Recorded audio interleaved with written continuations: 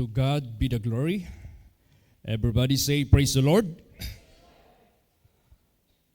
Why the truth should march?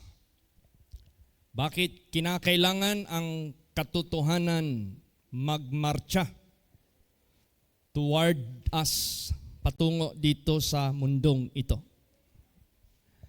At anong truth ito? Anong katotohanan ito? This is the truth of God.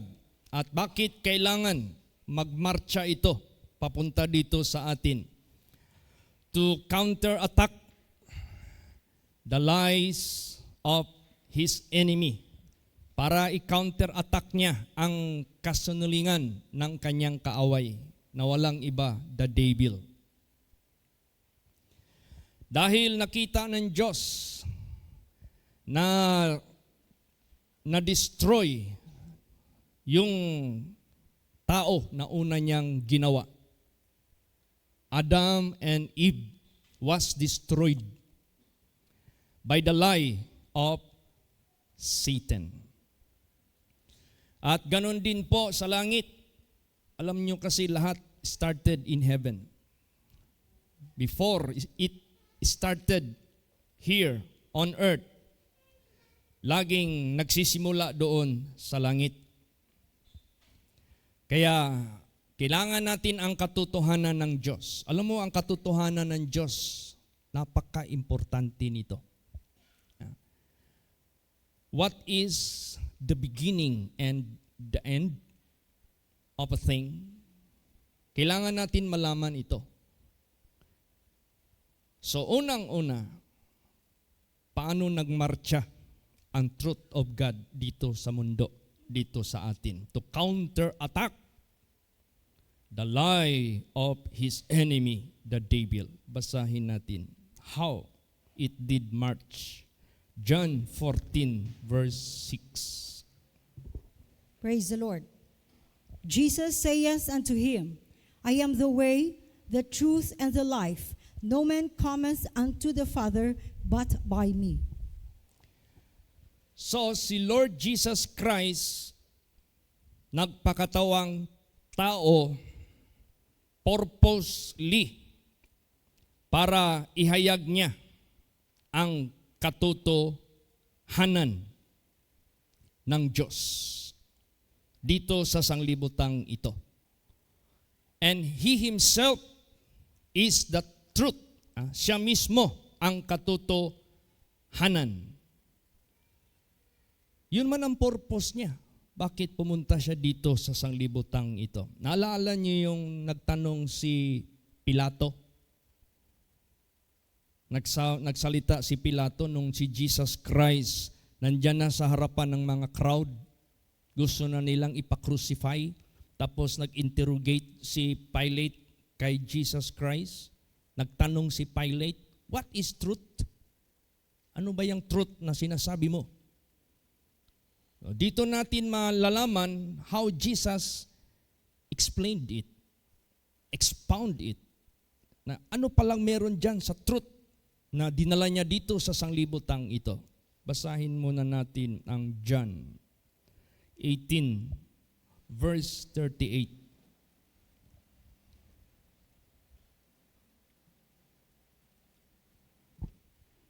Praise the Lord. Pilate saith unto him, What is truth? And when he had said this, he went out again unto the Jews, and saith unto them, I find in him no fault at all. Yan. Bakit napatanong si Pilate, what is truth? Sinabi ito ni Lord Jesus Christ before Pilate asked about that. Ano palang sinabi ni Jesus about the truth na inaas ni Pilate? That was verse 38 ang binasa kanina. So ahead of that, verse 37, ito muna yung sinabi ni Jesus Christ about the truth before Pilate asked him. Basahin mo, verse 37. John 18, verse 37. Sige po. Praise the Lord. Pilate therefore said unto him, Art thou a king then? Jesus answered, Thou sayest that I am a king. To this end am I born, and for this cause came I into the world, that I should bear witness unto the truth. Everyone that is of the truth heareth my voice. Ayan. Anong purpose niya that he was born? Bakit siya ipinanganak? Why he appeared to this world? Yan ang sinabi dito. Thou sayest that I am a king. To this end was I born. For this cause came I into the world, that I should bear witness unto the truth. Siya po'y magsasaksi sa truth na kinakailangan malaman ng buong mundong ito. Everyone that is of the truth heareth my voice. So kung naniniwala ka kay Jesus Christ, who is the truth of God, makikinig ka sa kanyang tinig and wala kang ipifail sa kanyang salita na pinapaniwalaan mo that will cause you to set free from the lie of Satan, that will cause you to go to the Father, praise the Lord, into the kingdom of heaven. Kaya ganun ka-importante ang katotohanan ng dala ng ating Panginoong Hesukristo. Ngayon, na-establish na natin ano ang katotohanan, sino ang katotohanan, and that is the only reason why he was born. And sino itong ika-counteract niya na kasinungalingan? Sino yan? Basahin natin. John 8:44. Praise the Lord. Ye are of your father the devil, and the lust of your father you will do. He was a murderer from the beginning, and abode not in the truth, because there is no truth in him. When he speaketh a lie, he speaketh of his own, for he is a liar and the father of it. Yes. He is referring no other than to the devil. He is the liar. Nagalit si Lord Jesus dito among the Jews and the scribes, the Pharisees, na ayaw maniwala sa sinasabi ni Lord Jesus Christ. Ayaw nilang tanggapin kahit pa man ang kanilang kasalanan, na kinakailangan sila ng katotohanan ng Diyos, kinakailangan sila ma-set free. Lagi silang nagsasabi, we never been in bondage. We are children of Abraham. We are not bastard. Jesus is not referring about blood relationship. Jesus is not referring about the bondage of any bondages of this world, but he is referring about the sin, about the lie of Satan, about the deception of Satan, that you must be set free. Ayaw nilang maniwala, ayaw nilang makinig sa mga sinasabi ni Lord Jesus Christ.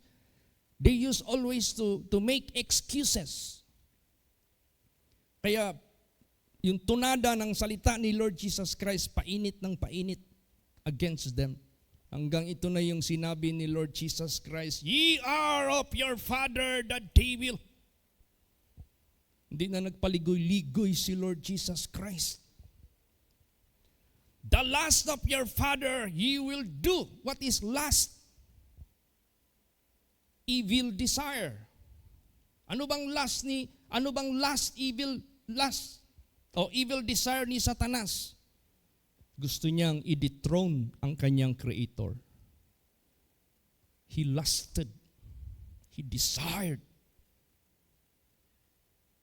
By his pride, by his evil intention against his creator, against his superior, gusto niyang i-dethrone ang Diyos. So, he staged war in heaven. Pero hindi siya pwedeng manaig. Yun ang nire-refer ni Jesus. The lust of your father ye will do. He was a murderer. Sabi ni Lord Jesus Christ. Why? Bakit naging murderer siya? To fight against the superior, the creator, is death.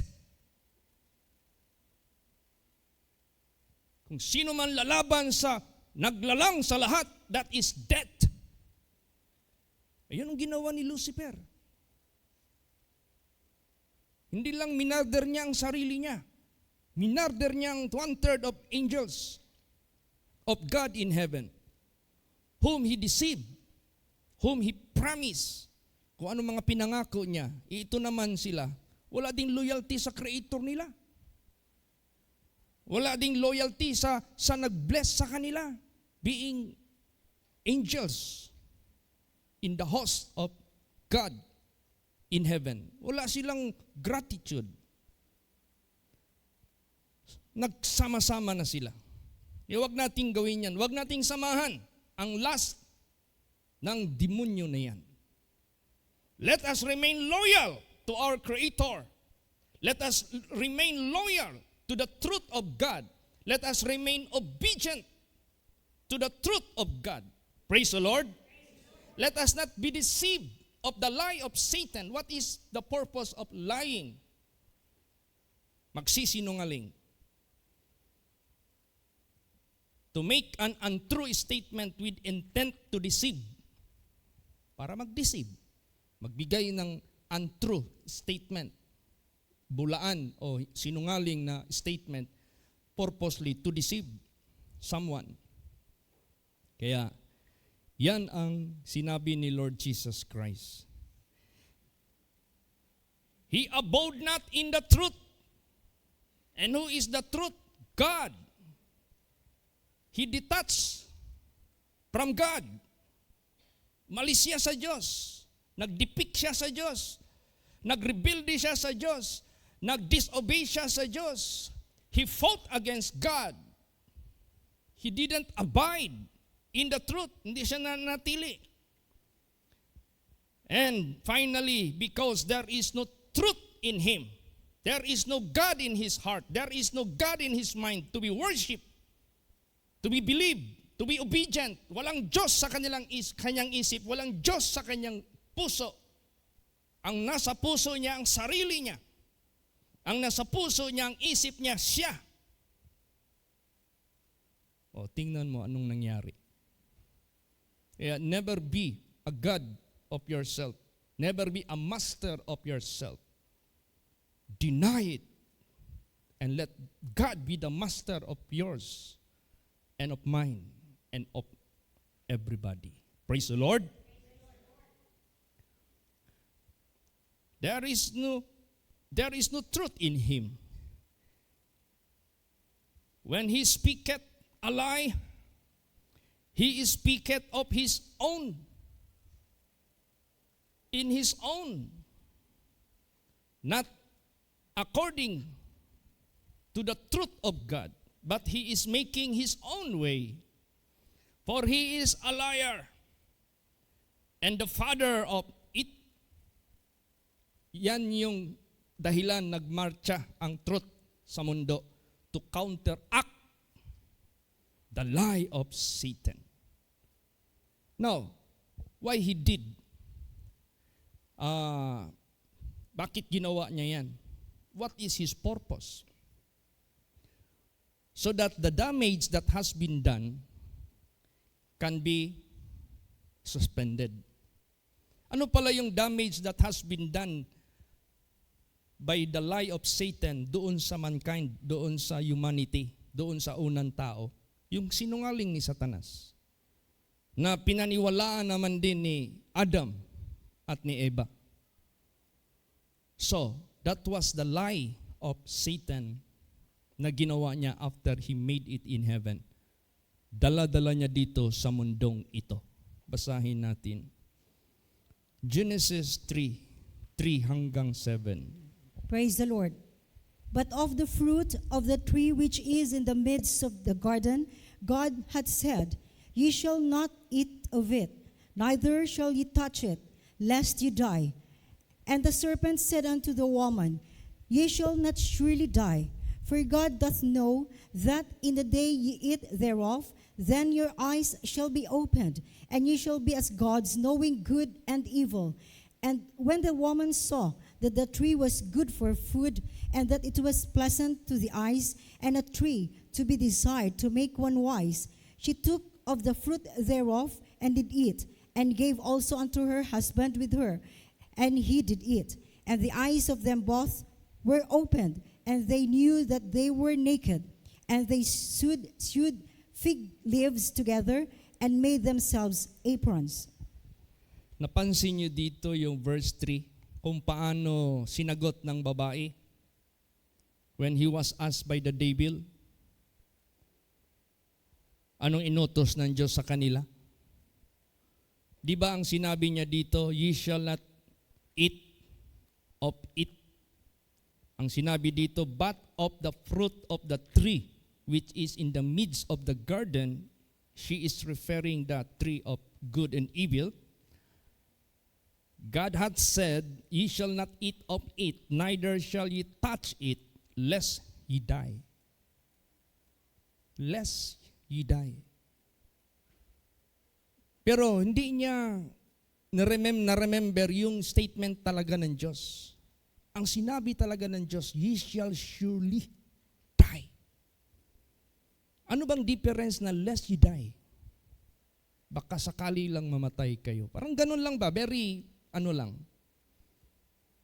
Ibig sabihin itong babaeng ito, hindi nakikinig ng buong puso sa utos ng Diyos, and she take light on it. Kasi ang sinabi ng Diyos, the moment ye eat it, pag kinain nyo yan, ye shall surely die. Eh siguro gaan lang ang pagtanggap ng babae, lest ye die. Pero si Satanas, kopyang-kopya niya ang Diyos, pero binaliktad niya lang. Gumamit din si Satanas ng surely die, pero baliktad ang sagot ngayon ng diablo. The serpent said unto the woman, ye shall not surely die. Grabe magbigay ng assurance si Satanas. Parang totoo. Parang convincing. Parang truth. Parang totoo din talaga. Pero kung balikan natin yung statement ng Diyos, siya yung unang nagsabi, if you eat the forbidden fruit, you shall surely die. O kailangan, pag sinabing, huwag niyong kainin yan, sigurado mamamatay kayo. Kung ano yung pinagbabawal ng Diyos na huwag ipagawa sa atin, huwag mong gawin kasi sigurado mamamatay tayo. Huwag mong i-take light lang yan. Ye shall surely die. Strictly.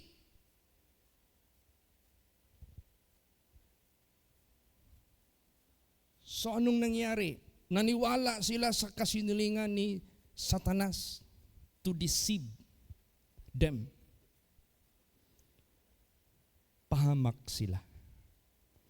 So ano talaga ang first statement na dapat nilang tinandaan at pinagtibay sa puso at sa isip para kung sakaling meron mang deception dumating sa buhay nila, manaig pa rin ang Diyos, ang katotohanan ng Diyos. Parang sa buhay natin, habang nakikinig tayo ng salita ng Diyos, if you just take light on it, light lang yung pagtanggap mo, light lang yung paniwala mo, baka paglabas natin, tirahin tayo ng diablo, mamove kaagad tayo, katulad sa nangyari kay Eva.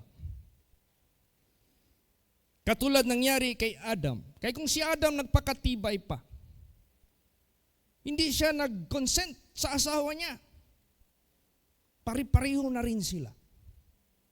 So, kailangan pag makinig tayo ng banal na salita ng Diyos, pagtibayin natin. Praise the Lord. Ito yung statement ng Diyos. Basa. Before the temptation. Genesis 2:16 and 17. Praise the Lord. And the Lord God commanded the man, saying, of every tree of the garden thou mayest freely eat, but of the tree of the knowledge of good and evil thou shalt not eat of it. For in the day that thou eatest thereof, thou shalt surely die. Yes. Maliwanag. Hindi alanganin. Hindi yung lest ye die. Ye shall surely die. Bakit? Pag ginawa ng Diyos yung tao, He knows what is the capacity of that creature. Hindi kayang i-bear ng tao having the knowledge of good and evil na hindi siya gagawa ng masama.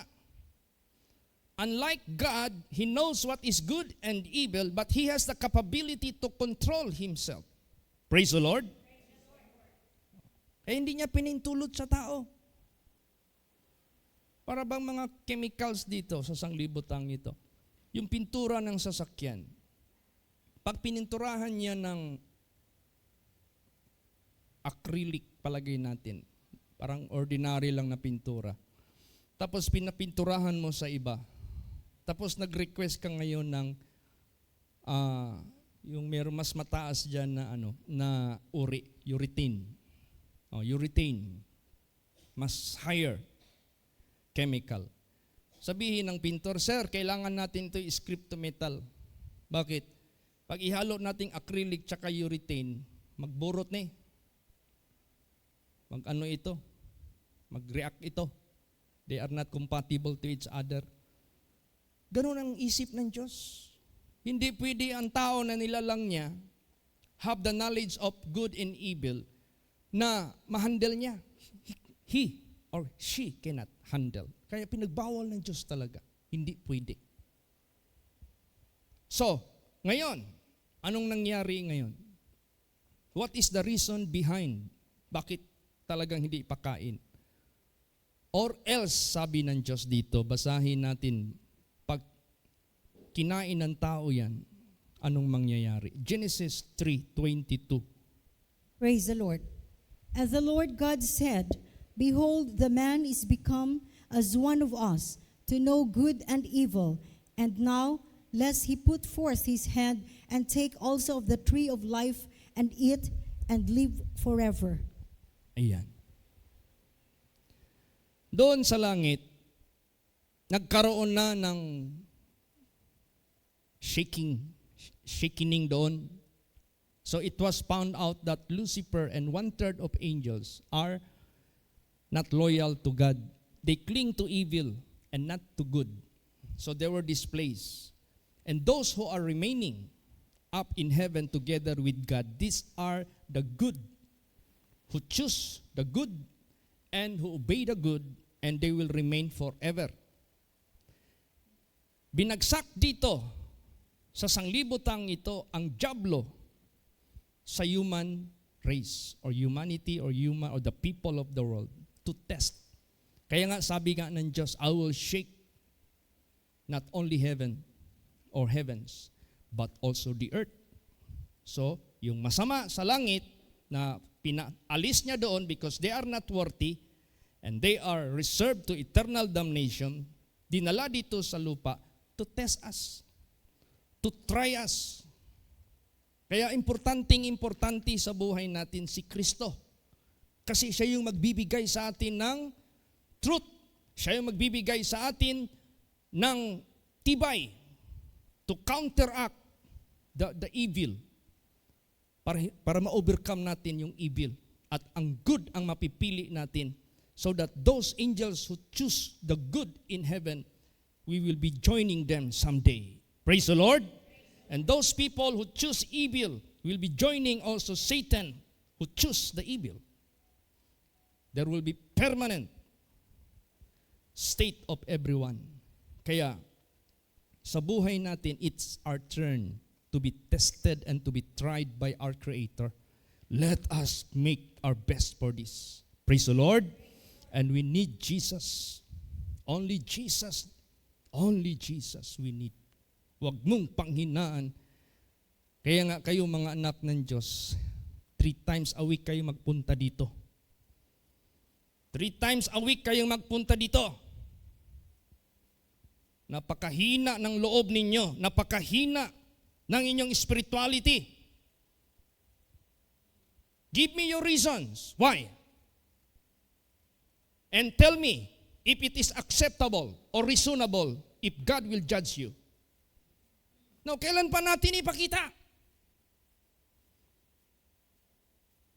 Our fieriness, our zealousness, our love, our faith, obedience to our Creator, to our Master. Praise the Lord. Di kaya until now, you're still the Master. And you always neglect His counsel. Don't you know, kung wala ang counsel ng Diyos, we shall surely fall. And who are we to stand? Pag sinabi ng Diyos, without my counsel, you will fall. Eh sino sa atin dito na maglabag sa kanyang counsel that shall not fall? Sinabi na nga niya, shall fall. Kaya nga sabi niya, you shall surely die if you eat that. O sinong kumain ng pinagbabawal ng Diyos na sinabi niya, you shall die, you shall surely die, na nabubuhay? Patay. You cannot defy the truth of God. Eh, ganun ka-importante ang truth of God. Make it as true. Praise the Lord. Make it as accurate. Hindi other things, including ourselves. Wala yan. Yan lang yung magpapahamak sa atin. So anong ginawa ng Diyos? Because He cannot bring evil in heaven. Because evil already removed in heaven. And again, He will bring it back in heaven again. Kaya anong ginawa ng Diyos doon kay Adam and Eve? Basa, Genesis 3:24. Praise the Lord. So He drove out the man, and He placed at the east of the Garden of Eden cherubims and a flaming sword, which turned every way to keep the way of the tree of life. Yan. So ginawa ng Diyos that impossible for them to take and eat the tree of life, because God doesn't want that evil will go again into His place. No, there is no place for evil in His place. Praise the Lord. So He drove out the man. He placed at the east of the gate of the Garden of Eden cherubims and a flaming sword which turned every way to keep the way of the tree of life. God made impossible for them to eat the tree of life, or else they may live forever together with Him. So God will never permit it. So ang ginawa ng Diyos ngayon, dinala niya ang katotohanan for cleansing. Ginawa niya ang katotohanan, dinala niya dito to counteract the lie of Satan. So nagbigay siya sa atin ng chance that the tree of life will be open, will be free, na meron tayong chance na ma-eat natin yung tree of life, pero meron dapat kondisyon. This is not just an easy. There is a condition. Praise the Lord. Basahin natin yan. Revelation 2:7. Praise the Lord. He that hath an ear, let him hear what the Spirit saith unto the churches. To him that overcometh will I give to eat of the tree of life, which is in the midst of the paradise of God. Yun ang kondisyon. To him that overcometh will I give to eat of the tree of life, which is in the midst of the paradise of God. Now, let's go back to Adam and Eve. Na-overcome ba nila? Ang dapat nilang ma-overcome so that they might have the right of the tree of life? Hindi nila na-overcome. They were overcame. Sila yung na-overcome ni Satanas by the lie of Satan. Because the truth of God that suppose they must stand, they neglect. They refuse. They don't believe it. Kaya ganun din sa buhay natin, the same story will happen to all of us. Dumating na ang katotohanan. Dumating na ang sinungaling sa sanglibutang ito. To whom you will choose? To whom you will stand? To whom you will believe? Yan ang malaking question. Kaya itong sanglibutang ito, this is the battle of truth and lie. Pag na-overcome mo yung kasinungalingan by the truth of God, you will have that right to eat the tree of life. Praise the Lord. Pero kung na-overcome ka ng lie of Satan and the truth of God is being overcome sa buhay mo dahil mahina ang tanggap mo sa katotohanan ng Diyos, mahina ang iyong paniwala, mahina ang iyong pag-ibig. Dumating ngayon ang kasinungalingan ni Satanas, which is very enticing, very seducing, very deceiving, very attractive, lahat-lahat na. Tapos nadala ka. Pero kung matibay ang pagtanggap mo sa katotohanan at pagpaniwala mo sa katotohanan at ang pag-ibig mo sa katotohanan, ano pang klaseng matatawag nating kainitin sa tukso ni Satanas to deceive you, hindi yan manaig. Kasi nag-prevail yung paniwala mo sa Diyos. Praise the Lord. Yung loyalty mo sa Diyos nag-prevail. Yung faith mo sa Diyos, yung trust mo sa Diyos nag-prevail.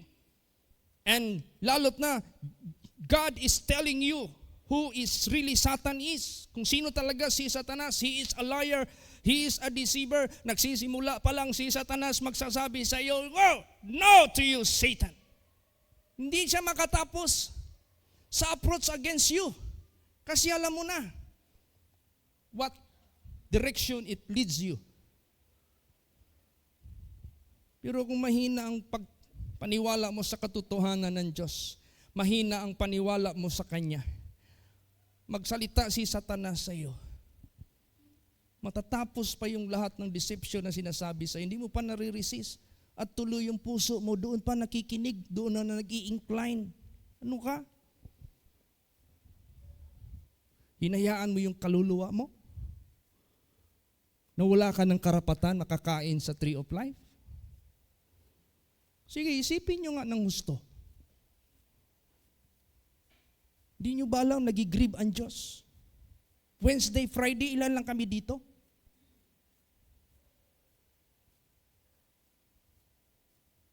God is being grieved.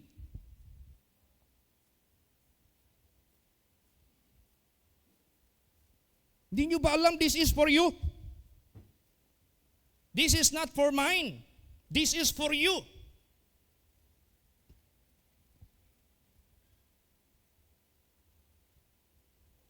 Tandaan niyo yan.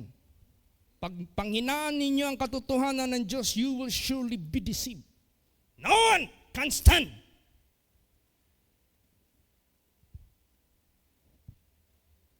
Or else the Word of God is already telling us a lie. Lagi ko na kayong niremind. Wala kayong faith na i-sustain yung pamasahe ninyo? O wala lang talaga kayong time? Kahit sa planning man lang, wala man lang sa plano ninyo? Minsan yung mga babae, pag nagkaroon ng boyfriend, pinapakiramdaman yung lalaki kung may plano ba. Pag hindi nakita sa lalaki ng babae na walang plano ang lalaki na yan, hiwalayan yan. Hahanap yan ng lalaki na may plano sa buhay. Kayo, may plano kayo? Magsimba sa Wednesday, Friday? Nung may plano kayo, makakarating kayo dito. Meron kayong plano? O wala? Samantalang ang Diyos have so much plan for you. Doon kayo nakikinig kay Satanas? Na ang plano sa inyo, sirain lang kayo? He is the real murderer? And yet yung action ninyo nagpapakita. You are not loyal to God.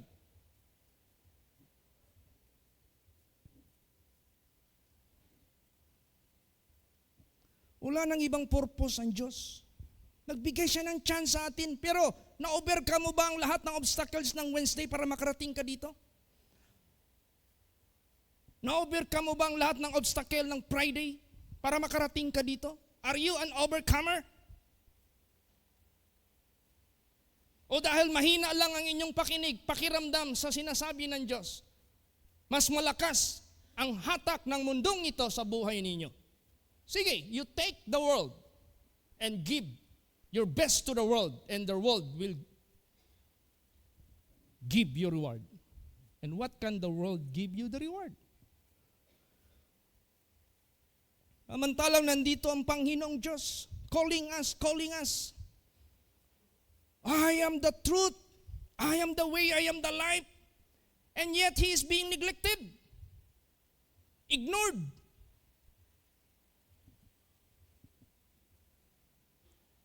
So be an overcomer. Hindi ka pwede maging overcomer na i-take light mo lang yung pagpakinig ng Word of God. No. Knowing the truth is very important, but there is more important than that. Obeying the truth. Eh kung lesser ang pag-know mo sa truth, seldom ka lang nakakarating dito. What kind of quality you can have online, live, that is less quality. That is only for those who are so far from the church. And most of them are OFW. And the OFW has different feeling than us here who are just near. Iba ang feeling nila kaysa sa atin kasi malapit tayo. Pero yung malayo ka na masyado sa kabihasnan ng mga kongregasyon natin, iba ang feeling nila. They are always thirsty. Makarinig lang yun ng kunting salita, daman-daman nila. Eh kayo dito na malapit, mag-live kayo. No effect yan. Less effect. Come personally. Praise the Lord. I-hands-on mo ang pagmumungkahi ng Diyos sa iyo. Come and worship God and be an overcomer of this world. So, bakit kailangan yan?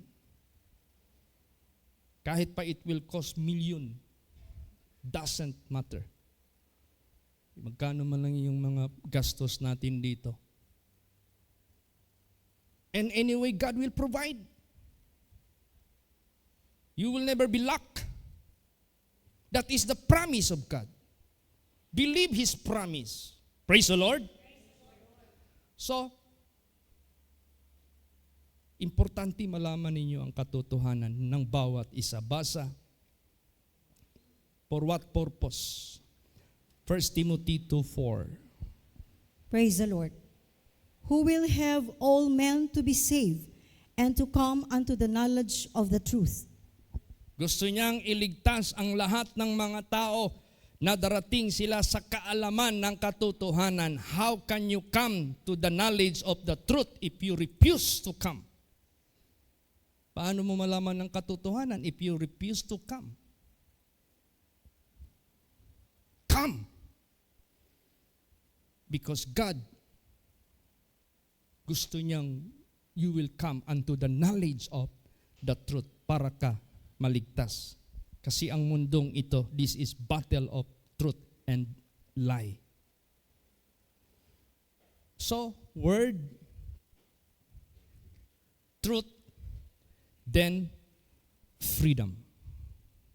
Word of God, you must come in here and know the truth, and the truth of God will make you free. Free from sin, free from the deception of Satan, free from all the lies of Satan. Basahin natin yan. John 8:31 and 32. Praise the Lord. Then said Jesus to those Jews which believed on him, If ye continue in my word, then are ye my disciples indeed, and ye shall know the truth, and the truth shall make you free. See? Ano yung ibig sabihin continue? Continue. Non-stop. Ang binigay ni Jesus 3 times a week. Continue.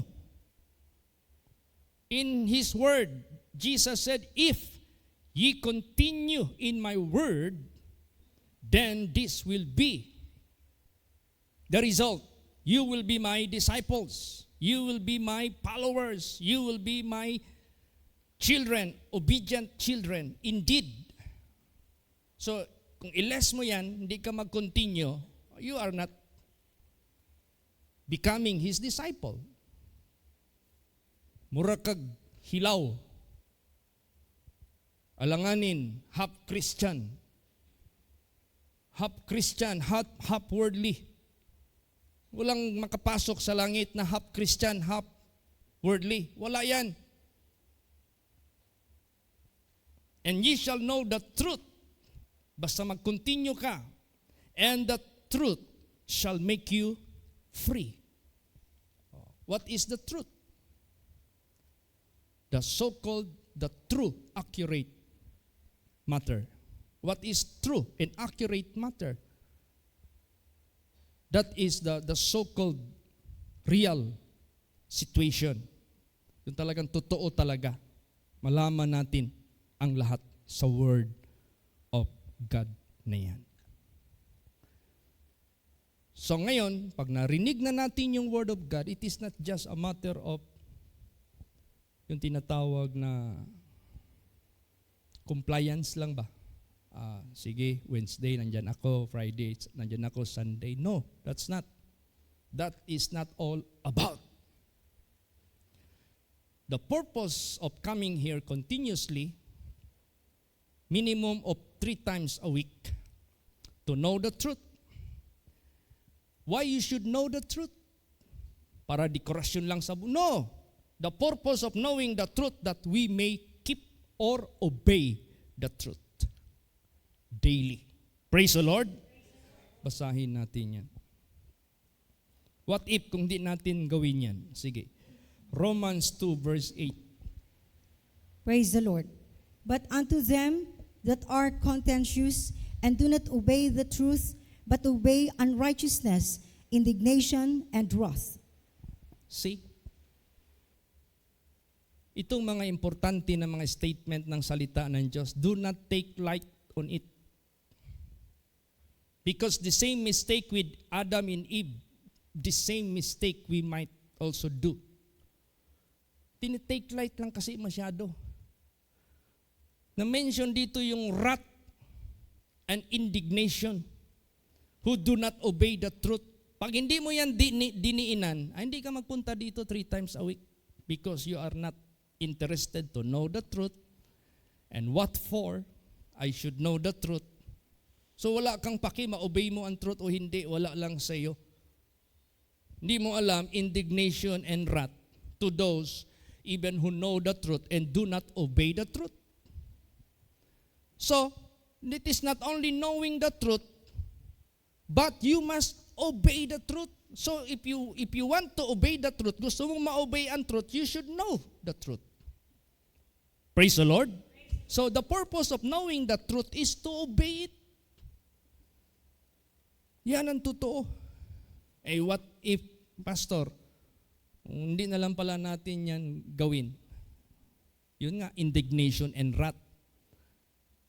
At walang tao sa sanglibutang ito na magpiprevail if their lives' direction are going against the truth. Lahat ng mga tao sa mundong ito, mayaman, pobre, kilala, hindi kilala, na ang buhay nila ay going against the truth, not according to the truth, not for the truth, but it is against the truth. Walang sino sa kanila magwagi o maging successful. Basahin natin yan. 2 Corinthians 13 verse 8. Praise the Lord. For we can do nothing against the truth, but for the truth. Yan. Wala tayong magagawa laban sa katotohanan. Subalit, ang karapat-dapat na mangyari, lahat tayo sasang-ayon at maniwala at susunod sa tunay na sinasabi ng ating Panginoong Diyos. If this way is leading to death, 100%. If that way leading to life, yan talaga ang totoo. Pagtibayin natin yan. Do not alter it. Anytime. Anyway. Wag talaga. Walang makakaano. Ngayon, may tanong dito. Sino ba ang naghihinder sa atin to keep the truth? Basahin natin yan. Galatians 5:7. Praise the Lord. Ye did run well. Who did hinder you that ye should not obey the truth? Yan. Mabuti ang pagtakbo ninyo. Sino ba ang nagbabawal o naghahadlang sa inyo na hindi nyo sundin ang katotohanan? Tanong yan. Who did hinder you that ye should not obey the truth? Sino? Una, si Satanas. Siya yung nag-hinder. Ikalawa, yung sarili natin. Ito yung number 1 mag-hinder.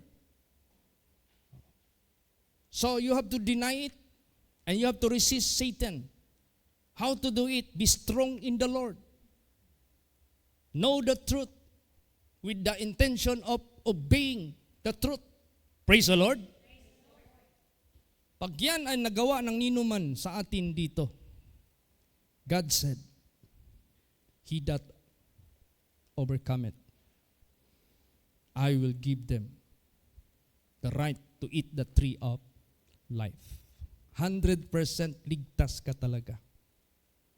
Ano mang mangyari sa sanglibutang ito. Kahit anytime magira, wala kang kabalakan. Kahit anytime anong mangyari, magbaliktad-baliktad man ang takbo ng mundo. Kahapon, kagabi, nag-attend ako ng reunion sa aming batch. 1984 sa City High School namin. There were 270 over attendees last night. So, binigyan nila ako ng task. Sabi niya, Pastor, ilagay ka namin dito sa short prayer for the meal. Yun lang ang binigay nila sa akin. And I said, I appreciate it very much and I'm so thankful for that opportunity. So habang nakikinig ako, merong nagbigay na inspirational message. But during the time na binigay sa kanya ang floor, wala. Kwentuhan dito. Alam mo naman ang reunion ng mga high school na mga batchmate. Hindi man talaga yan makontrol na magtanungan, ilang anak mo. Siyempre, yagaw man. Hindi ko na halos marinig yung speech ng nagbigay ng inspirational message. Hindi ko lang na-notice, tinawag na pala yung pangalan ko to pray for the meal. Yun ng tao dumating sa akin, Pastor, tawag ka na. Sige. Punta na ako doon sa harap. Kahit short yung binigay nila sa akin, but I asked them to stand up. So wala na nagkwentuhan. And I asked them, bow down your head and close your eyes. Tahimik. Ay, ang sarap. Kahit short lang. Praise the Lord. Basta napadama sa kanila ang Creator. So nagpray na ako. Our Heavenly Father, who created us all. We are so thankful for this very special moment. After 40 years, nakita-kita pa kami na buhay. After 40 years, nandito pa kami tumatayo. Bless niyo po itong pagkain na ito. Dahil we are no longer at our teens. Hindi na kami 16 and 17 years of age. Kasi during that graduation, that year, 17 ang age namin nag-graduate. Usually, ganun man. Ang iba, 16. Hindi na kami bata pa. Bless the food and give us long life. Not for anything, but to give the glory and the honor of our Creator. Yun lang, short lang pa. Amen. At least lahat nag-attend, nag-pay attention. Kahit konti lang, pinadama lang sa kanila. Gaano ka-importante, parangalan natin yung Creator natin. Hindi halos na lang, puro na lang sa ano natin dito, sa mundong ito. Napakasaglit lang ng mundo. Kaya, to God be the glory. Sa buhay natin, walang dapat makahadlang. At bawat isa sa atin must speak the truth. Praise the Lord. Ayaw ko, may man narinig ba kayo sa kapwa ninyo? Sister, ba't wala ka nung Wednesday, di ba? Dapat 3 times a week tayo. That is the truth. That is the word of Jesus. That is revelation of Jesus Christ. That is edification of... Meron ba kayo narinig sa kapwa ninyo? Na nag-remind sa inyo? We have to tell this. We have to talk about the truth of God. Let us encourage one another. Praise the Lord. Basahin natin. For what purpose? Ephesians 4:15. Praise the Lord. But speaking the truth in love may grow up into Him in all things, which is the head, even Christ. See? How do you speak the truth? In love. Hindi kayo nag-speak ka ng truth with bitterness. Nag-speak ka nga ng truth, but with humiliate mo yung tao, insulto mo yung tao. No, with love. Praise the Lord. It must be with love. But speaking the truth in love may grow up into Him in all things. Para yan sa kapakanan ng buhay ng bawat isa na mag-grow up ka sa buhay mo sa lahat ng bagay, physically, lahat ng bagay, financially, lahat ng bagay, emotionally, lahat ng bagay, spiritually. Which is the head, even Christ. Now, ang pinaka-worst ngayon, pag hindi ka na naniniwala sa katotohanan. Bakit? Basahin natin. 2 Thessalonians 2:12. Praise the Lord. That they all might be dumb who believe not the truth, but had pleasure in unrighteousness. Yan ang pinakadelikado. And don't ever attempt that direction. Kailan yan mangyari? Pag pinapanghinaan mo ang iyong pag-press forward to the mark of the prize of the high calling of God. Binitawan mo na. Lax ka na masyado. Kaya may mga parents naglalapit sa akin, Pastor Chip, i-pray mo yung anak ko. Nakatapos na sana ng magandang kurso, nakapasa pa sa board exam, talagang mataas na ang narating niya sa kanyang educational attainment at saka sa kanyang profession. Hindi na nagsisimba. Maliban sa hindi na nagsisimba, pag kinakausap namin, doon na naniniwala sa atheist. Ha? Ganun. Kung kailan nasa peak ka na ng success, ng material mo, tsaka ninakaw ni Satanas and the most valuable sa buhay mo, you less it in exchange of earthly things. Kaya sabi ng Diyos, thou fool, tonight I will require your soul. Ganun po. Kaya do not ever na i-neglect mo yung truth of God, yung spirituality na yan. Kahit pa maging Henry C. ka, kahit Elizabeth II ka kayaman, kahit maging Elon Musk ka, kahit maging Bulkia ka, kung sino ka sa sanglibutang ito. if you have less the truth of God and the lie of Satan is the one that is prevailing sa buhay mo, you are what? You are what? Basa. 2 Thessalonians 2:12. Praise the Lord. That they all might be dumb who believe not the truth, but had pleasure in unrighteousness. Walang sinisino. All might be dumb. Pag sinabing dumb, that is damnation. Who believe not the truth. Why? Nandyan ang katotohanan. Hindi pinagsisikapan. Hindi binibigyan ng importansya. Laxity nandyan. Kaya tuloy nag-fade away.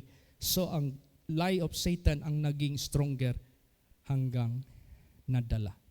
Alam mo ano ginagawa ni Satanas ngayon? Gusto niya ang truth will be evil spoken.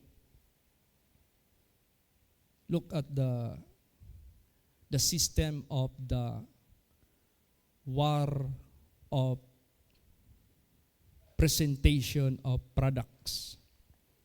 Yung gera ngayon sa presentation sa product sa marketing via advertisement. Lahat ng mga tao na magaling mag-edit, hinahire nila yan. Pampaganda ng muka, pakita agad, gumawa ka ng muka na bulutong-bulutong. Tapos, ipakita mo pag nahaplasan ng aming product, gawin mong hamis ka agad. So, ang mga totoo na effective, sisiraan nila yon. Ang lahat ng mga piki na walang epekto para lang makasale ng marami, para lang makapira, gagawa sila ng edited na mga muka ng tao, parang magic. Ikaw na manood, mag-ano ka kaagad, add to cart ka agad, add to cart, add to cart.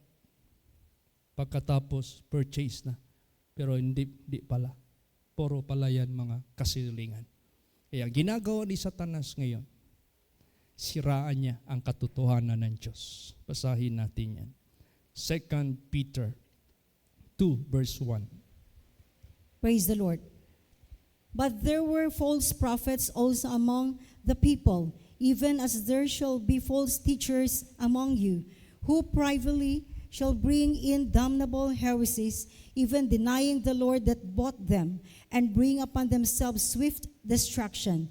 And many shall fall there pernicious ways, by reason of whom the way of truth shall be evil spoken of. See? Anong reason?